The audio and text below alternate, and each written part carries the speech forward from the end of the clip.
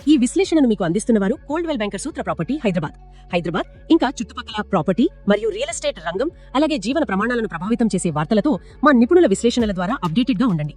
సరే, ఈ రోజు హైదరాబాద్ రియల్ ఎస్టేట్ రంగంలో ఇటీవల కనిపిస్తున్న కొన్ని ముఖ్యమైన పరిణామాలను కొంచెం లోతుగా చూద్దాం. మన దగ్గర కొన్ని వార్తాపత్రికల కథనాలున్నాయి. వాటి సారాంశం ఏంటి, వాటి ప్రభావం ఎలా ఉండొచ్చు అనే దానిపై కాస్త విశ్లేషిద్దాం. తప్పకుండా.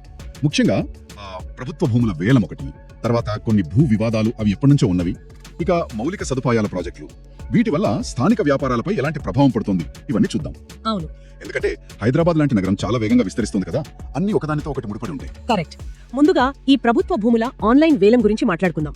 రంగారెడ్డి, మేడ్చల్, మల్కాజిగిరి, మెదక్ జిల్లాల్లో, అంటే హెచ్ఎండిఏ కదా దీన్ని చేపట్టింది. అవును, హైదరాబాద్ మెట్రోపాలిటన్ డెవలప్మెంట్ అథారిటీ వాళ్ళు ప్రభుత్వ స్థలాలను ఆన్లైన్ వేలం వేయడానికి నోటిఫికేషన్ ఇచ్చారు. అయితే ఆఫ్సెట్ ధర, అంటే కనీస ధర అంటారు కదా, అది చదరపు గజానికి సుమారు 25,000 నుంచి 35,000 వరకు ఉండొచ్చని అంటున్నారు. అవునండి, ప్రస్తుతానికి అదొక అంచనా.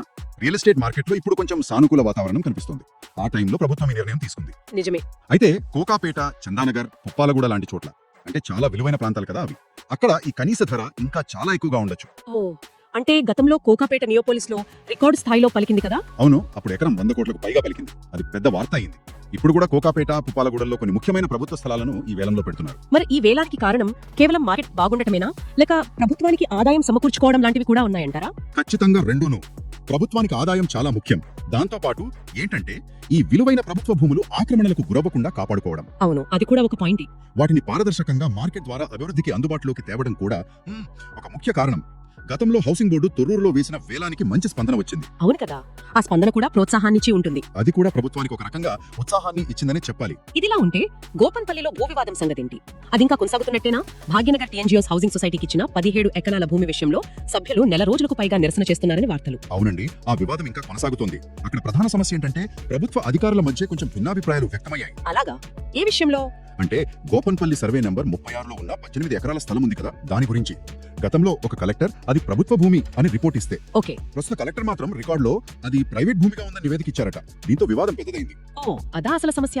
మరి టీఎన్జిఓస్ వాళ్ళేమంటున్నారు? వాళ్ళ వాదన ఏంటంటే ఆ మొత్తం సర్వే నెంబర్ 92 ఎకరాలు ఉంది, అందులో ఈ 18 ఎకరాలు ఎక్కడైనా ఉండొచ్చు కదా, ఖచ్చితంగా మా టీఎన్జిఓ లేఅవుట్ లోనే ఉందని ఎలా నిర్ధారిస్తారు అని వాళ్ళ జేఏసీ ప్రశ్నిస్తుంది. అంటే లొకేషన్ క్లారిటీ లేదంటున్నారు. అంతే. పైగా హైకోర్టు స్టేటస్ కో ఉత్తర్వులు ఉన్నా సరే ప్రైవేట్ వ్యక్తుల స్థలంలోకి రావడానికి ప్రయత్నిస్తున్నారని సభ్యులు ఆందోళన చెందుతున్నారు. ప్రభుత్వ నిర్ణయం కోసం ఎదురు చూస్తున్నారు. పాపం, ప్రభుత్వ నిర్ణయంలో స్పష్టత లేకపోతే ఇలాగే ఉంటుంది.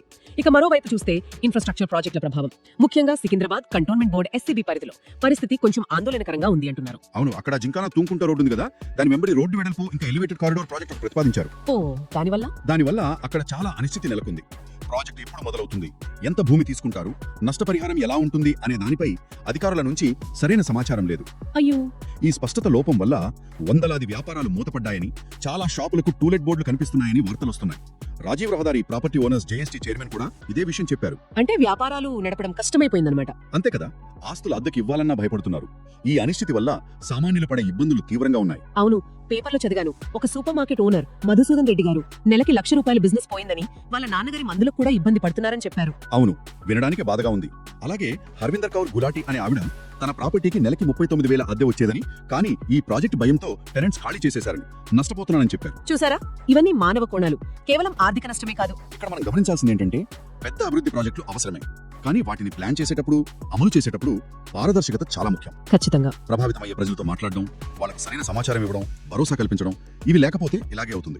వాళ్ళ జీవనోపాధి దెబ్బతింటుంది. మరి ఈ 3 వేర్వేరు విషయాలను కలిపి చూస్తే, అంటే ప్రభుత్వ వేలం, టీఎన్జిఓస్ వివాదం, ఎస్సీబీ ప్రాజెక్ట్ ప్రభావం, వీటన్నిటిని కలిపి చూస్తే హైదరాబాద్ రియల్ ఎస్టేట్ రంగం ఇంకా నగర జీవనంపై ఎలాంటి చిత్రం కనిపిస్తుంది? చూడండి, ఒకవైపు నగరాన్ని అభివృద్ధి చేయాలి, ప్రభుత్వానికి ఆదాయం కావాలి, దానికోసం భూములను మార్కెట్లోకి తెస్తున్నారు, వేలం వేస్తున్నారు, అది ఒక పార్ట్. అవును. కానీ అదే సమయంలో భూ కేటాయింపుల్లో ఉన్న పాత సమస్యలు, అవి పరిష్కారం కాకపోవడం వల్ల కొందరు ఇబ్బంది పడుతున్నారు.